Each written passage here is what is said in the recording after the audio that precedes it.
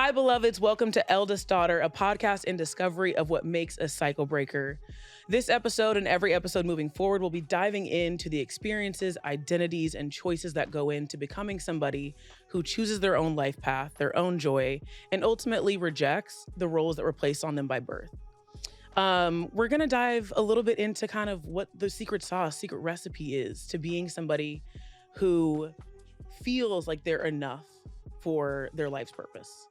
And today I am joined by somebody who I love so much, Tembe Denton-Hurst. Yes, ma'am. Tembe is a beauty and books writer and also a forthcoming author of a debut novel, Homebodies. Yes, ma'am. I would love to hear everything about that. I'm so excited for you. Thank you. Of course. I'm very, very excited as well. So it's a second coming of age story, ultimately. Yeah. And I think that we don't talk enough about that weird age between like 25 and 29 when it's, you know, you start to realize like I'm responsible for myself. Right. Maybe my parent is a person and not just like the thing responsible for all of the things that have happened to me in my life thus far. Yes. And you know, you start to excavate and look back in order to move forward. And I think it's such a fruitful time for discussion. And I really wanted to hone in on that. I also wanted to talk about like Blackness and media. And I kind of, you know, they say write what you know. And I know the industry. So I was like, that's where I'm going to start. Right. Yeah, Mickey's like a character that's very close to me in a sense. I always say that she's not me, but like she's the person sitting next to me. So, or like me if I took a different like a route. mirrored experience. Yes. Yeah. That kind of reminds me of like Everything Everywhere All at Once, right? This concept that like we are several intersecting timelines, right? And like every micro choice that we make throughout our careers, our journeys with lovers, with best friends, with our family, could ultimately create an entirely new path that is still in alignment with who we are, right? So how do you feel like Mickey is different from you? And I think what are the ways in which you try to channel like your source or your feelings of personal power into that character? Yeah, so I feel like she's different from me in the sense that she's a lot less self-aware. She wilding out. She wilding out. Okay. She's wilding out, and she doesn't have as much support. Right. And I think I have a really great community, and I think that without that community, then I could have been in a similar situation more similar to hers. Right. But I have a great support system on every front. So she's kind of just like going it alone, but then it's also kind of not really understanding that she's in this forest of her own feelings and emotions. But I think that I called on like my personal power to like kind of craft the other characters to talk to her in a sense, like they're almost her guides, right? Like her higher voices. Yeah. Like a lot of the people, like she doesn't necessarily have access to her own higher consciousness, totally, but the other people in her life kind of act as that for her, right? And I can recall going through that experience in some ways myself when I was younger than her, but I gave her that experience just like at a more advanced age, right? Exactly. I mean, you don't know what you don't know, and I think something in particular about the queer experience is that our self-actualization is so driven by community, right? Community-based care. And like, it sounds like this character was like an echo of that, right? Like, what if you didn't have those things, but there were people who came into your life who were trying to provide that for you, that safety net.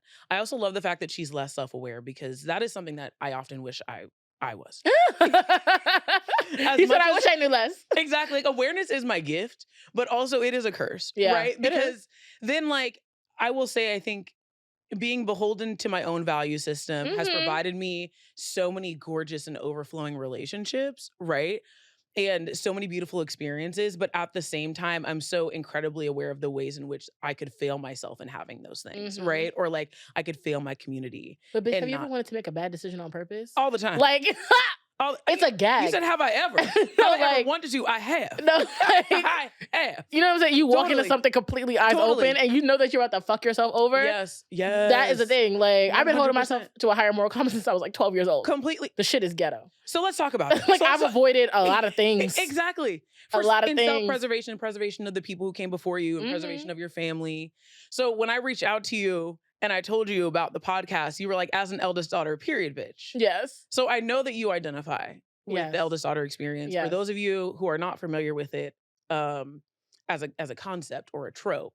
And the reason why the podcast is called Eldest Daughter is because it is a trope. It's a consistent trope in the stories that we read often. Like the oldest daughter is the first to kind of leave the confines or like the fence of her family home and seek a tradition outside of herself. But prior to that, she's often the person who upholds the tradition most, right? Because that parentified role is placed on her. So the eldest daughter syndrome is kind of marked by this experience of a lack of nurturing in a home or a simple like lack of responsibility that is then inherently placed on the eldest daughter. Um, and that can happen for many reasons. It can happen because the eldest daughter has a parent who is an immigrant, has a parent who is struggling with mental illness or with substance abuse issues, or just simply like is limited because of experience. So for you, what do you think you most connect with? What roles, responsibilities do you think you most connect with when it comes to that trope? I mean, me and FAFSA are on speaking terms. You know what I'm saying? I did the student loan things for me, my sister. Like, I'll probably do it for my brother. Like, I definitely was deputized as like a mini adult from a very young age. Totally. I think what I remember most clearly, like the first time I kind of felt, I feel like maybe just like old, like not necessarily like older, but like.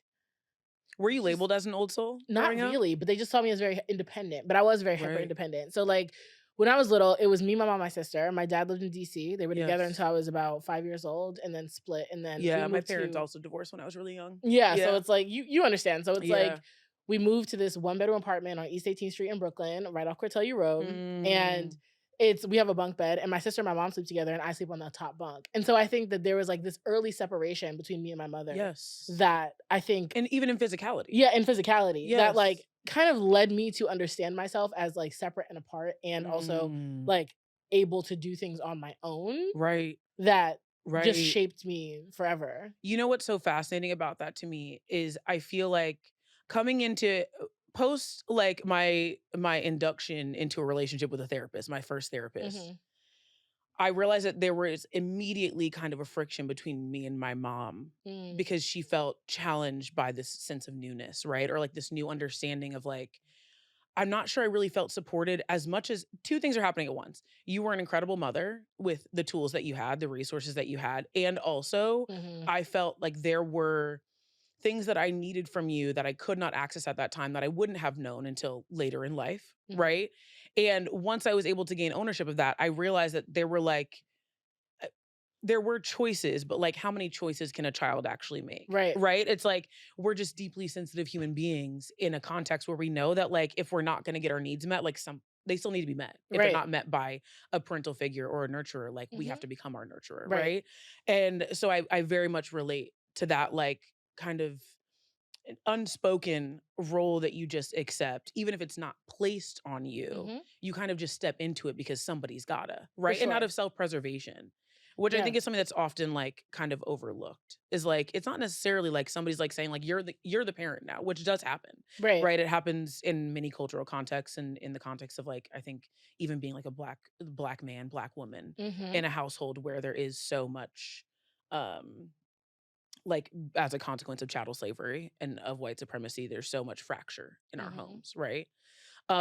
So how would you describe yourself as a child? I'm really curious. I was so independent. Like I think when I was like, they're like, oh, what do you want to do? I always knew what I wanted to do when I grew up. Right. I was like, I'm going to be the first Black Supreme Court justice. Obviously, that was taken from me. Stolen. My birthright taken. Stolen. Right. I will leave her where she's at. And she will. No, she will pay for her crimes. No, she will. She will pay for her crimes. Quite literally. Yeah. So when she got inducted, I did clap, but I said in my spot as usual. Right.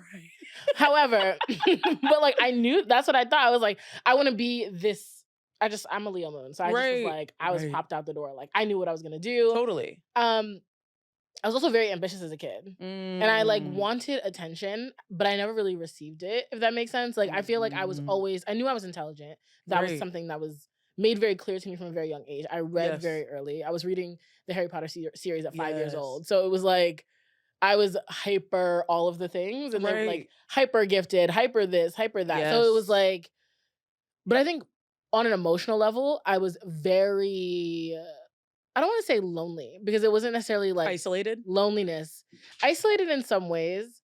And Yeah. then I think also desiring like close connection, but then not Mhm. always being able to access that. Totally. Recently, I've been unpacking the ways that I was like punished for my desire as a Mm. young girl, and that was Right. like a constant theme up Right. until I think I was like in my relationship with my fiance was like Mm. I was punished for my desire a lot in like so many different Right. contexts. So what did that desire look like? And when you say desire, you mean like I heard you mention that you're a Leo moon, right? Mhm. So and also you're a Virgo sun, right? What's your Yes, what's your big 3? Virgo sun, Taurus rising, Leo moon. Okay, icon. I want to be you, I want to be with you, I want to be in you. So when I hear that, okay, I'm immediately thinking like you had an understanding of what you were gifted at and Hmm. you were that, like very much that. And do you feel like your desire to like embody your truest self felt like it created a friction with your caregivers? Do you think it created a friction with your family? You think it created a friction with Do you think that people were contested by your desire or do you feel like they were inconvenienced? They were like very celebratory of it, but only in Mm, certain contexts. Like it had to be, what did that look it was like? like academic or Mm, like it was right. very success based, like Totally. that type of thing. But I think that I was so separated from my own physicality and from my own body that it was a Yes. very weird thing. Like I saw myself as like, you're so smart, you're so this. Like Yes. like it had nothing to do with me as a physical being, which I think in some Right. ways is good and bad, right? Yeah, of Like on course. the good side of it, it's I didn't over invest in this idea of how I And looked superficiality. in superficiality, but also I thought that I was ugly. So it was Yes. like A it was pendulum weird. swing. Yeah, it was a pendulum swing. I Yeah, was like, "Oh, you're unattractive, like, totally. you don't have these things that other people have." Like, and no one, like, had a crush on me when I was young, or Right. if they did, they never said anything. Like, Totally. I just didn't have that experience, and Yes. anytime I was, like, expressing those types of things, it was met very negatively, both by Mm. the adults in my life and then also by the people like, my peers.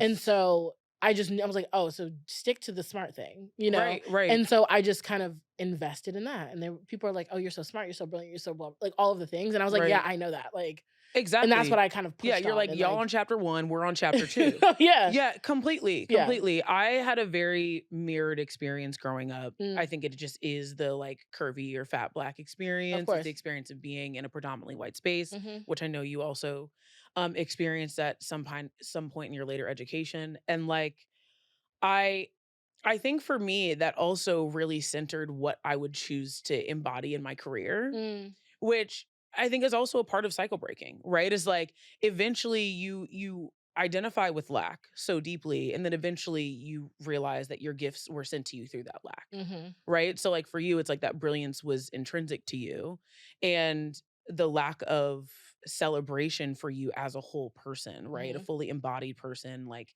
an artist, right? A walking artist and walking art, that not being so clear has clearly paved a way for you to show up for that mhm. in your later life, right? Right, for sure, and I totally agree with that. I think that as I've become more comfortable in myself and also become more of a full person, like, Mm, and I don't see those things as separated or like right. one is negative and one is positive or like any of those things, I think I've been Totally. able to kind of navigate those painful things and express them in Yes. a way that people are like, "Oh, like, me too."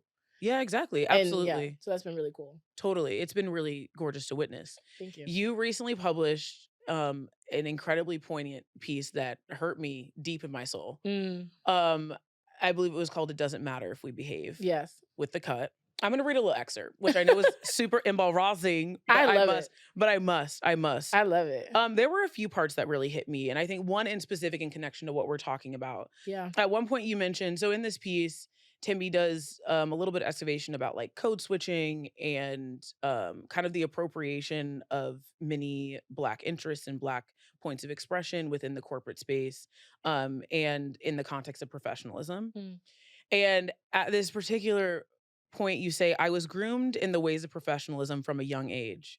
My first lesson was that my mother, whose locks fell straight down her back, was failing at it. My grandmother told me so. She would say that my mother needed to cut it off and press her hair instead, the implication being that this is somehow holding her back. That straight hair would somehow fix all of her problems, that her hair was a problem in the first place. That mm, hit me where it hurts mhm, because I think all of us have an experience where you realize that like your foremothers are seated perfectly in this like intersection between self-hate and self-preservation. Mm-hmm.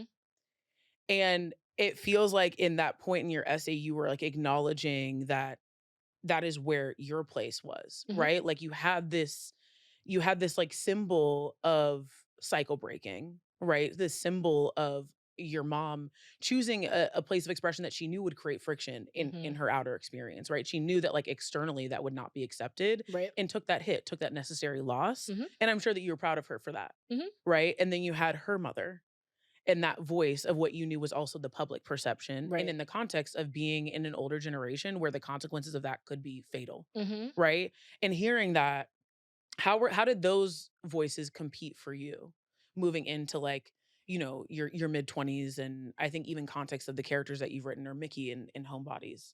Yeah, I think it just made me acutely aware of how you can, like, the idea of self-preservation as Black women and how we're both trying to survive and Mm. then also, like, thrive Yeah, at the same time. You know, like, it's right. this idea of those careful negotiations that we're making in order Mm. to hopefully, and it's honestly become invisible, right? Like, Yes. I think that we know that because we are Black, we are visible, but the choices that we're making will hopefully render us invisible enough to be our true selves.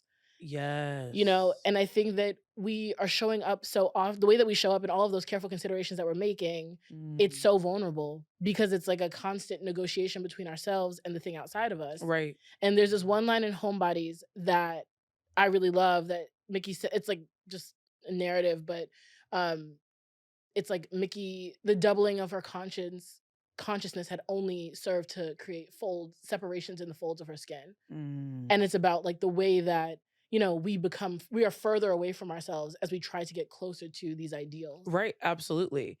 Did you see A Strange Loop? No, I really wanted to see Yeah, that was incredible, but it reminded me of that. that. That oh, actually, I think it quite literally is the psychological concept of like, to your point, the more that we seek those identities and an understanding in them, the further away we get from self. But then also at Mhm. the same time, at the end of that journey of running away from ourselves to find an answer as to why we're like this, Mhm. we gain kind of these breadcrumbs that lead us back to that essential Mhm. truth. Right. Right? That's really, really poignant.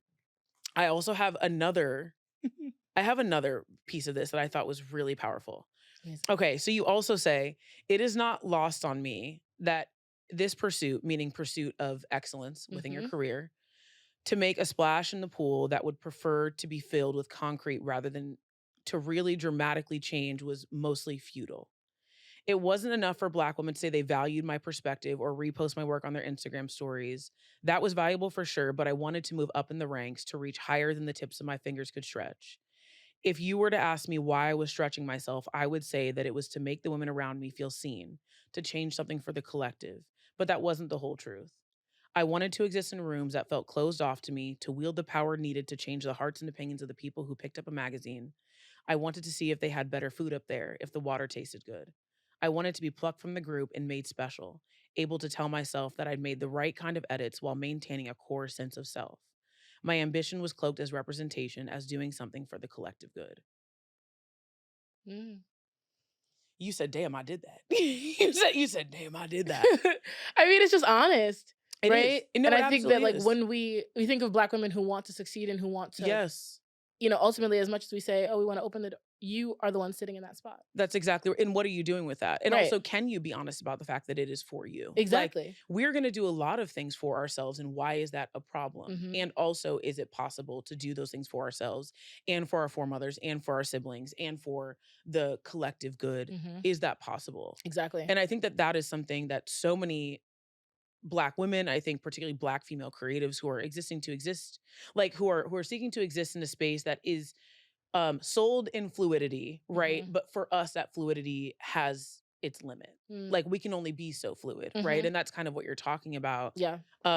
Is like we're allowed to shift in shape and maybe be multifaceted, be a multi hyphenate creative, seek um, you know, a way of expression or a way of style or even a sexuality or a career that we did not see our foremothers choose, Hmm. but it does come with the consequences of being misunderstood. Of course. A, right? Like our ambitions, no matter what, are going to be misunderstood. Either we're going to be chosen and selected to be the full mouthpiece for any of the marginalized identities that we represent, whether it's Blackness, womanhood, queerness, right? We're inherently going to be granted that crown of being a mouthpiece. But then also we have our individuation ripped from us, right? It's like, when do I get to tell my story? Like the white men have been able to tell their stories for so long. Like, when do I just get to be to me. be talking? Exactly, to be me. Yeah. And like, is that a selfish pursuit? And how harmful is that selfishness? Yeah. I think that's something that I often find myself challenged in, because I want to just be able to tell my own stories. Right. I think I always say this, that like the worst thing that ever happened to us as people was the Enlightenment. This idea of the disembodied self, the idea of like the self, and then the separation of us from others. And, Right. you know, so I think that we've all been in some ways poisoned by that. Yes. I'm not exempt from that. And I think that when we talk about white supremacy, we talk about patriarchy. Black women, as much as we exist outside of those systems, we're fully within it in a lot of ways too. And so to think of wanting things for self in like a way that's selfish, and like wanting certain, you know, accolades or certain recognition and all of that, like this, a certain level of selfishness, or this like, I am separate from you, this concept, I think has maybe been handed to us, but it's intrinsic to us at this point. Yes. And so trying to separate oneself from these ideologies, it's basically impossible.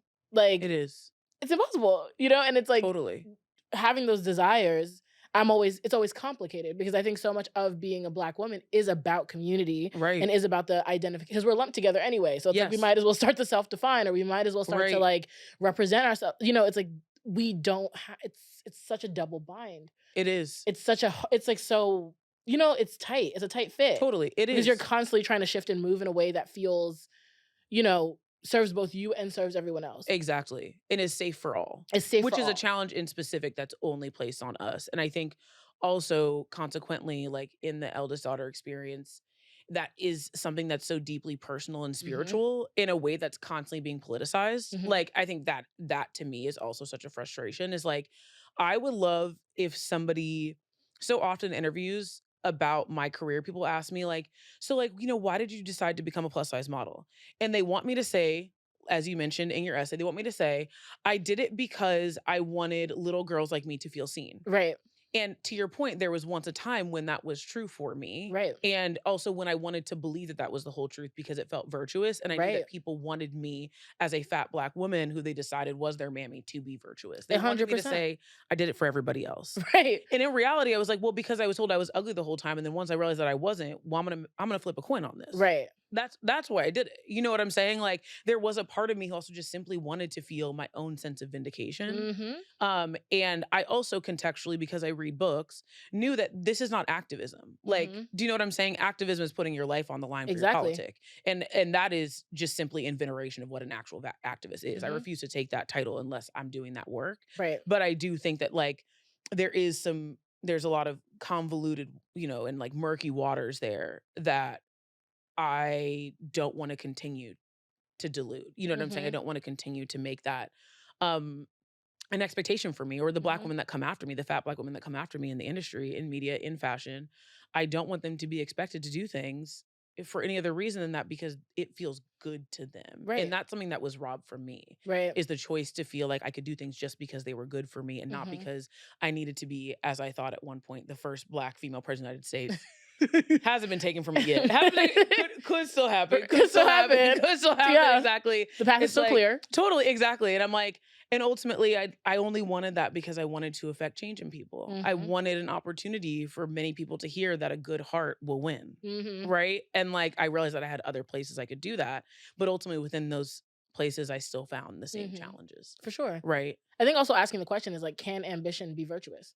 Because I think when we think about like manifest destiny and like that ambition, totally, and they think that they're doing it for noble reasons, and we know that in actuality, that's about conquest. Yes, that's about you know, stripping people of resources. Right. That's about like murder and death and violence.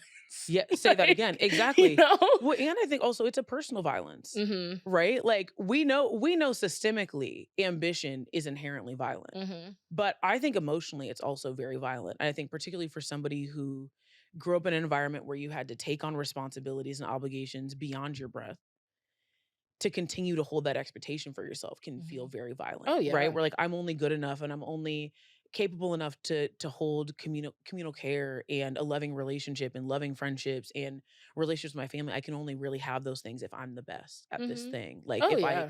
if I exceed expectation and then some, only then will I have the loving care that I think that I want Yeah. and I think that I need. Oh, the idea, like, me and my therapist for so long what we were working on is, like, do you find yourself inherently valuable? And I was like, Mm, "Girl, no, I'm useful," right? right. Like, it was Right. tied up in the That's a Virgo usefulness. move. Oh, it's a Virgo That's a move, Virgo yeah. move. But Yeah. I think also being a fat Black woman, I'm like, "I'm your fat Totally. Black therapist." That's Like, right. have this function. Right. You know, Totally. like, "Oh, I am Yeah. this kind of thing." Like, I'm the Yes. friend who doesn't have any needs. I read your, newsletter about Mhm. your friend breakup, and I was like, that to me was so resonant because you were like, "They don't know anything about me." And I Yes. went through this really, really intense shift where I was like, "Imma start having needs." And my friend I was like, Mm. "Are y'all gonna are y'all gonna rise to meet the Totally. occasion?" Like, I was like, "I can no longer pretend that I'm, like, always I have nothing." Like, it was almost like I could be doing anything, jumping up and down, doing all this Right. stuff, and then they call me, I'm like, "Hey, girl, what's up? What are you doing?" Completely. I'm always available. I'm always I'm always on call. I'm Right. always, like, there and, you know? What was the breaking point or the moment that you realized that you could not move on as a person who was needless? And one of my friends, like, had ended up we ended up having a conversation where ooh, Yeah. child. Mhm. Well, like Uh-huh. we ended up having a conversation where we were talking about like crushes essentially. Mm. And like I was kind of expressing how like I never felt seen, I never felt like liked or like wanted in that way. And she was kind of just like, why do you think that that's the case? Like maybe they just never told you. And I was like, I mean, I don't know. Like I feel Well, like but even that's hurtful. It's no, like I yeah, want to hear it. I no, want to hear yeah, it with your like chest that you want me. That's what we're all yeah. seeking. And that was like the beginnings of my brain kind of splitting in two and being like, Mm. one, like people could perceive me in a way that I don't perceive myself. Yes. Two, that like I had this desire to be seen by other people. Three, that, you know, being in a loving relationship with someone who loves me very much and has been with me Mhm. for so long, that like that soul level of attention is maybe not all that I wanted. And like Absolutely. feeling maybe robbed because it's like because we started dating when I was 18, Right. I think being robbed of not robbed, that's not really a good way to put it. Cause she ain't steal nothing from me. But Totally. being like, I didn't But you have were this excluded. You were excluded excluded. from Yeah, I was excluded experiences. from Yeah. experiences of like feeling desire. Yeah, exactly. It's just like the levity of like passing lust in a bar, or like the things, Yes. yeah, and like also just the personal, sexual, spiritual exploration that comes with dating young. You did not have those things because Right. you had love agreear from the beginning. Yeah. And I think it protected Which me in a lot of ways. congratulations. Thank you. Like, I feel like it protected me in a lot of ways. Yes. And I think it created stability for me in a lot of ways that I was grateful Yeah. for. But I think I got to a point in my development where I recognized that not having that really obscured the way that I saw myself and continued to Mm. feed into these ideas that I had about myself that I was undesirable or that I was only desirable Yes. to this one person that Right. had lucked into partnership rather than worked for it, rather than earning it, you know, and that I deserved it. And so it was only Wow. then and then when someone else had told me like, "Oh yeah, I Yes. think you're fine as hell," or like, "I think you're cute." I was Right. like, "Wait, T. what?" T. I'm gonna go ahead and echo that. No, but T. I didn't know. I said, "What do you mean Yeah. you think that?" And when she said that to me, I thought she was being nice. Right. I was like, "Oh, she's being nice to me." Like that's how I felt. Like Right. when anyone would acknowledge me or see me in that way, I felt like they were being nice to me, and it took me so Yes. long to, and I would put myself in, like bend myself backwards Right. and flip up and down, like do all of these things to one hear that level of validation again, Yes. but then also was willing to betray myself over trying to meet this deep need. And at that point, I recognized like you not only have needs, bitch, but like there's something very Right. broken about the Yeah. way that you're going through the world. Until you satisfy those needs, you're going to continue to feed a wound, right? Mm-hmm. This like insatiable wound that is empty. It's an empty pit, Mm-hmm. right? And like I think it's fascinating too that you have this recognition that you weren't able to like evade the fate of having to face that wound Of even though course. you had a long-term partnership, which I think is Mm-hmm. really challenging for a lot of people who are chronically single Right. or chronic, in consequence of anything, of being a fat Black woman, of being queer, of having any of those marginalized identities that ultimately end up challenging finding lasting romantic partnership Mm-hmm. in the year of our Lord 2023.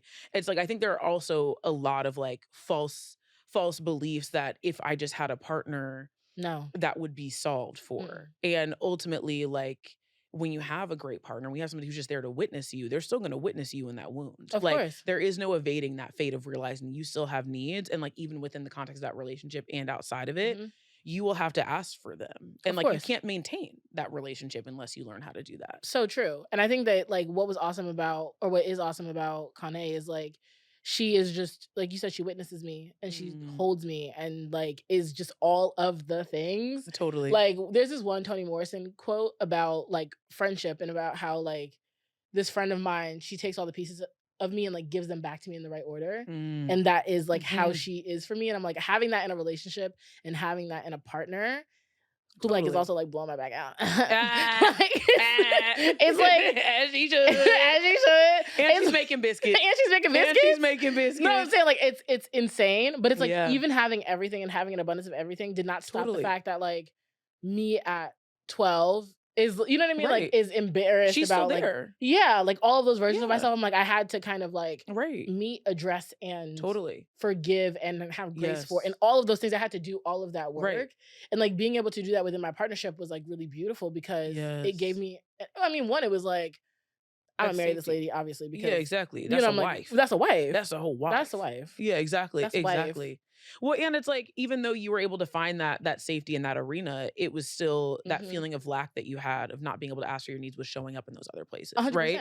And so like you had to rectify that. And again, that's a gift and a curse, right? Like it's like I know for me, like my desire to produce art and to write and to share my stories is twofold. It's like I'm doing it for myself. I'm doing it for other people because I want to connect with them, right? And at the same time, it's like it is coming from this sense of feeling not heard when I was younger, right? It's like I know that ultimately having that moment where I realized that I asked for something to be taken care of within me and I heard no or heard silence, right?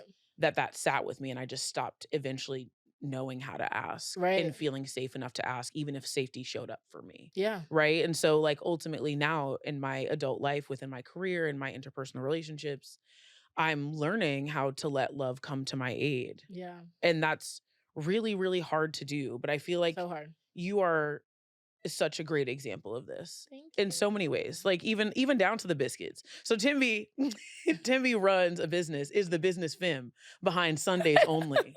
The biscuit delivery service, and Kane, her partner, makes the biscuits, and they are the best I've ever had. Oh my God, thank you. And the thing is, all of that love that y'all share is deeply embedded. That's the main ingredient. That's the main ingredient. That's the main ingredient. Which does bring me to my final question. Yes. But actually, there's two questions. One, what would you say if you were to list like 5 ingredients in a recipe for being a cycle breaker and being somebody who's choosing your own joy? Yeah. What would that be? What would those 5 ingredients be? I think one is a community of people who fuck with you for real, who are going to see you through the ups and the downs, the good and the bad. That's important because you can't break cycles alone. It's just not possible. It's not possible. I would say 2 is like a lot of energy. You got to have energy for it because I think it's easy to do what you know. It's easy to fall into patterns, both ones that you understand to be patterns and ones that you've yet to understand. Absolutely. To be because that you thing. haven't had the awareness yet. Exactly. Like that. I would say self-awareness is important. You can't say, oh, I'm a cycle breaker and you're not calling yourself to the table. Exactly. Like but you can't calling everybody else. Exactly. Yeah. You can't just be trying to hold everybody accountable when there's no accountability. You got to be like, oh shit, let me pull myself in here. Let me call myself in. Yes. And be like, what the fuck is up, girl? We got to do this. That's 3 things. 4th ingredient, I think you gotta like move with love. I always say everything in love and out of love. And that has to be the motivation. Anything else is not breaking a cycle. Like I think people try to like manipulate their way out of doing things out of love. They do. Yeah, because that's the hardest part, because it's vulnerability. Exactly. It's moving past your own shit. It's recognizing that everybody in your life is a mirror of you and also a consequence of you and the relationship that you have with them, right? Like you're mad at your mom's, like your mom's is the best and worst part of you. Yeah, and that is what it is. For sure. I totally agree with that. So yeah, everything has to come from a place of love. That's so gorgeous. Love is like, I think that could have been the last ingredient, the biggest ingredient. But 5, I feel like you got to have a lot of perspective, you know, and also not situating yourself, not outside of it, but within it. Because when you see yourself as, like you said, as a mirror, I think when you see yourself as I'm so different, I'm so different, I'm so different, you know, you're like looking You've at lost the connection. You've lost the connection, and it also positions you to be lonely, and it positions you to be, you know, othered. Yeah, othered, and that's the exact opposite of what anybody wants. Everybody just wants to be like closer. Totally. If you are not breaking cycles for the chance to love again in a more full way, then you're not actually breaking a cycle. You're just re-inflicting pain 100%. on yourself and other people with a different taste and a different flavor. Yeah, and now you using big words to explain why you're doing that bullshit. Everybody's a gaslighter and narcissist. Yeah, everyone's a narcissist. Exactly. Everyone's a fucking narcissist. Here's how you identify narcissist behavior, bitch. The mirror. Exactly. Like go ahead and face that. Yeah, I'm like, y'all out here cutting and blocking people off until you're in a box. Exactly, 100%. And I think that pendulum swing is really natural, but you have to catch yourself in that. Yeah. My final question for you is, what do you think your superpower is? And are you still in discovery of it? I think my superpower is my ability to synthesize the information and the way that I see the world and deliver it in a way that people helps them to see themselves. I would agree. I'm a beneficiary of that. Thank you. I would agree. So yeah, I think once I got tired of just being a vessel. Yeah. And like a vessel and like feeling like me, like the outward parts of me were just like almost a facade, right? Like the brain is the thing and then the body is just like the thing that houses the brain. Right. That's that enlightenment. Yeah, the brain in the vat. You know, yeah, like exactly. Once I stopped doing that and I kind of got real to get the gym was helpful for that. Yeah. All like becoming embodied. Yeah, becoming embodied. Yes. I recognized that experience is a powerful one and one that so many people are also trying to unwind. Yes. And being able to talk about that, being able to write about that at length, being able to not even hold myself accountable as well. Like I feel like in that essay I did that. Like I'm like, and also talking about my community as being the sites of that. And really quick, one of the things that I think was really interesting was how many women reached out to me to say like, oh, my group chats are talking about this, or this is inspiring conversation between us. Yes. And it's like, it didn't end up on the Tonight Show. Like this woman talks about this thing. It's like, it wasn't for everybody else. It was for us. It was for us. And I speak in shorthand to Black women because I'm like, it is for us to talk about with one another. Right. We get it. Yes. I don't have to over explain myself because we know exactly what the hell I'm talking about. That's exactly right. And in that way, like you are embodied and you're not a mouthpiece, you're the voice. That's it. But that's what I'm trying to do, you know, like so that we can talk to one another and be honest about the ways in which I've participated. Because if we're not honest about that, it becomes a performance for other people. That's exactly. You can't call me a victim because I know exactly what the hell I'm doing. That's right. That's so right. Let's leave that. Like unreal. We're being And intentional. that's a mic drop if I've ever heard one. Shit. Shit. You're so amazing. Thank you so much for coming. Thank you for having me. This is great. Of course. I can You're talk so to you for special. hours. And we will. And we'll continue to. Yeah. Let people know where they can find you. Okay. I'm at Tembe on all platforms. Well, Instagram and Twitter. I don't know if there's other platforms. And when and where can they find Homebodies? Yeah, Homebodies is out May 2nd. Anywhere you can buy books, except for Amazon. Don't do that. Don't tell HarperCollins I said that. But don't buy it on Amazon.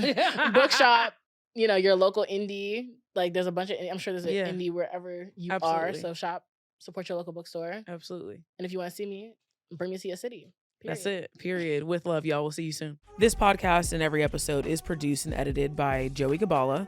Music by Sufi Hamilton. And of course, the voice of Kendra Austin. See you soon.